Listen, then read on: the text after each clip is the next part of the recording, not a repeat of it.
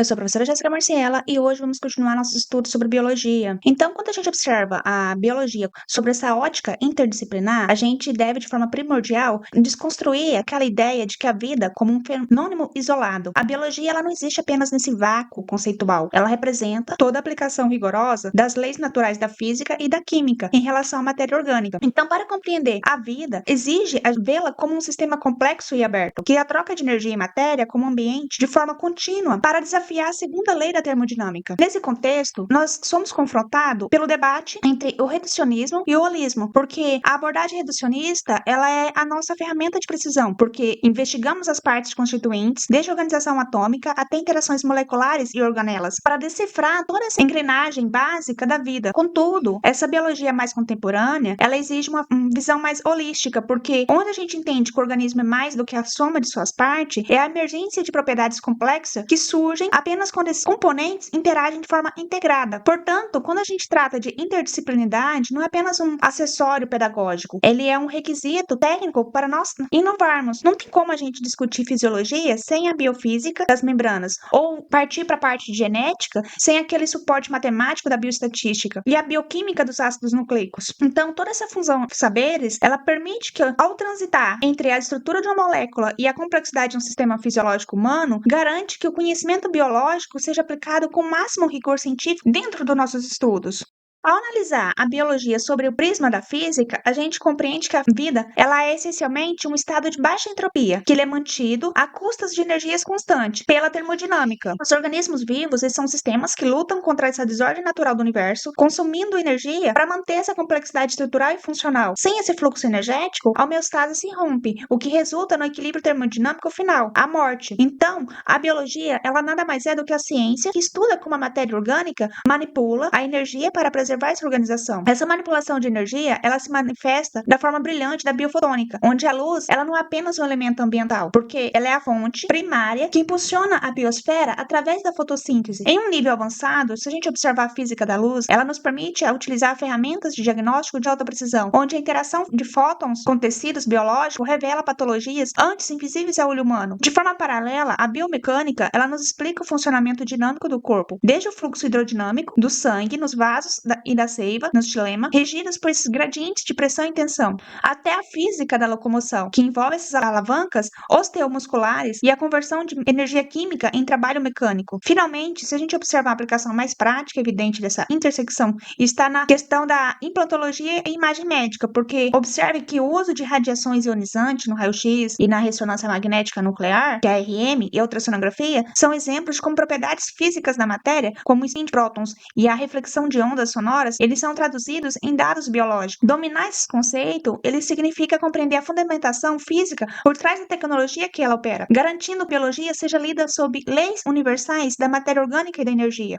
A bioquímica, ela nos oferece esse léxico necessário para descrever a vida através das macromoléculas, que são as proteínas, que atuam como máquinas catalisadoras, os ácidos nucleicos, que armazenam o código informacional, além dos carboidratos e lipídios, que servem como suporte estrutural e reserva energética. Compreender a biologia é, portanto, compreender como esses polímeros orgânicos interagem para manter a integridade celular. Um dos fenômenos mais fascinantes dessa interface é a existência desses gradientes eletroquímicos. A vida, ela não depende apenas de reações estáticas, mas da movimentação seletiva de íons através de membranas lipídicas. Esse desequilíbrio químico controlado é a base biofísica e bioquímica para a transmissão de impulsos nervosos e para o mecanismo de contração muscular. Sem a química dos canais iônicos e a comunicação sistêmica em organismos complexos, seria impossível. No nível de metabolismo, a biologia ela se manifesta como fluxo incessante de cadeias e reações enzimáticas, onde o catabolismo degrada nutrientes para extrair energia a química, que é o ATP, e o anabolismo utiliza essa energia para a biossíntese de novos componentes celulares. Para o domínio dessa linguagem molecular, o que fundamenta é a farmacologia moderna, onde a eficácia de um tratamento ele depende da interação química precisa, que é o ligante e o receptor celular. É essa bioafinidade que ela é regida por forças intermoleculares e ligações químicas que determina se uma substância terá ou não uma ação terapêutica ou tóxica. Então, ao estudar química, a gente está estudando, na verdade, a mecânica fina que permite à biologia intervir de forma direta na manutenção da vida e na reversão de processos patológicos.